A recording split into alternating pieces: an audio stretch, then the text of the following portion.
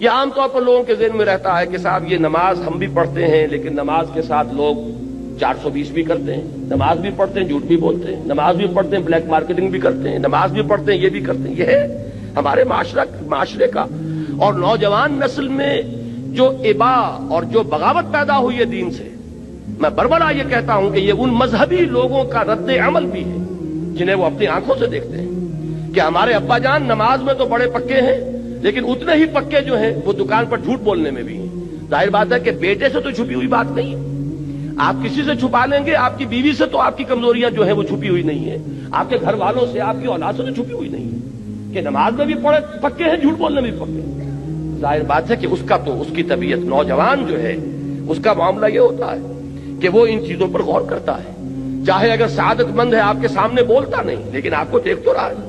اس کا ایک اثر وہ قبول کرتا ہے اور وہ سمجھتا ہے کہ نماز بیکار ہے، فائدہ کیا اس کا۔ اگر نماز کے ساتھ یہ بھی ہے، اگر نماز کے ساتھ سنگ دلی بھی ہے، ایک غریب آدمی کو دیکھ کر آپ کا دل نہیں پسیجا،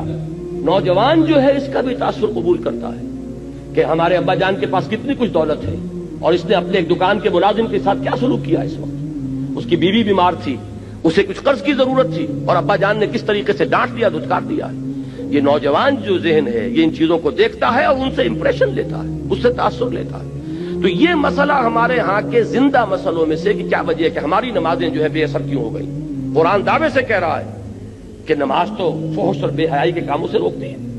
جبکہ ایسے لوگ ہمیں نظر آتے ہیں معاشرے کے اندر کہ نماز میں ہو سکتا ہے، میں نے مثالیں دی ہیں بعض اوقات، جب میں اپنی MBBS سے فارغ ہو کر تازہ گیا تھا منٹگومری جو اب سائیوال کہلاتا ہے، میں نے وہاں 2 اشخاص کو دیکھا، ایک وہاں حاجی بلیکیا کے نام سے مشہور تھا، اس کی یہ داڑھی تھی لمبی، اور نہ صرف یہ کہ نماز میں 100% بلکہ وہ خاصا آسودہ حال کھاتا پیتا آدمی تھا، اس کے پاس ڈبو تھے اور ڈبو ہی میں بلیک ہوتی تھی، تو وہ اذان بھی خود جا کر دیتا تھا، 5 وقت کی اذان وہ شخص دیتا تھا۔ یعنی جہاں تک عبادت کا تعلق ہے، یہ ایک صاحب سائیوال کے بیٹھے ہوئے سر ہلا رہے ہیں تو وہ ان کے ذہن میں وہ صاحب آ گئے ہوں گے، لیکن بہرحال میں کسی متعین شخص کو نہیں، میں تو ایک مثال کے طور پر آپ سے کہہ رہا ہوں کہ یہ ہمارے معاشرے کے اندر وہ حاجی بلیکیا جو ہے وہ نوجوان نسل پر اپنے اس دین کا کیا اثر قائم کر رہا ہے۔ اور اس کے ساتھ ہی بالکل پیرلل ایک حاجی رشوت تھے، وہاں وہ انکم ٹیکس کے اندر وہ انسپیکٹر تھے، ان کی بھی داڑھی بہت طویل اور نمازی بہت پکے، لیکن وہ خوب رشوت لیتے تھے خود بھی اور رشوتیں دلواتے تھے مسجدوں کو بھی، جا کے جب وہ کسی پارٹی کا گلا دباتے تھے تو اپنے لیے بھی کچھ لیتے تھے اور اللہ کو نہیں بھولتے تھے، اللہ کے گھر کے لیے بھی چندے لے لیتے تھے۔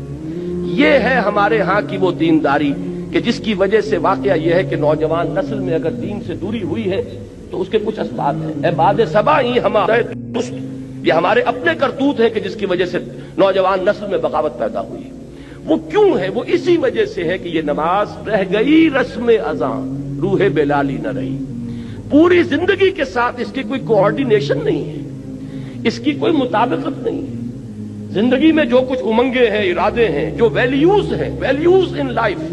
اس کا اس نماز کے ساتھ کوئی تعلق نہیں رہا۔ یہ ایک اپینڈکس ہے، یہ ایک ضمیمے کی حیثیت سے انسان کی زندگی کے اندر علیحدہ جڑی ہوئی شے ہے، اس کا اس کے اصل سیرت سے، اصل کردار سے کوئی تعلق نہیں۔ یہ وجہ ہے کہ یہ نماز وہ نماز نہیں ہے۔ ہمارا یہ حج 30 لاکھ افراد حج کر رہے ہوں،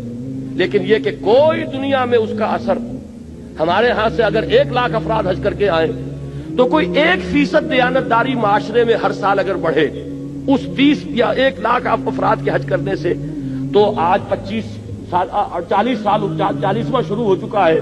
40% تو ہمارے ہاں دیانتداری بڑھتی اور بددیانتی گھٹتی، لیکن نہیں، معلوم ہوتا ہے کہ وہ جو کچھ ہے وہ سب ہے، نماز و روزہ و قربانی و حج یہ سب باقی ہیں، تو باقی نہیں ہے، وہ بیچ میں جو روح ہے وہ نکل چکی، اب یہ ریچولز کی شکلیں اختیار کر چکے ہیں یہ اعمال۔ یہ وجہ ہے، ورنہ واقعہ یہ ہے کہ بندہ مومن کے لیے سب سے بڑی تلوار وہ یہ نماز ہے، اللہ کے ساتھ تعلق قائم کرنے والی سب سے بڑی چیز نماز ہے۔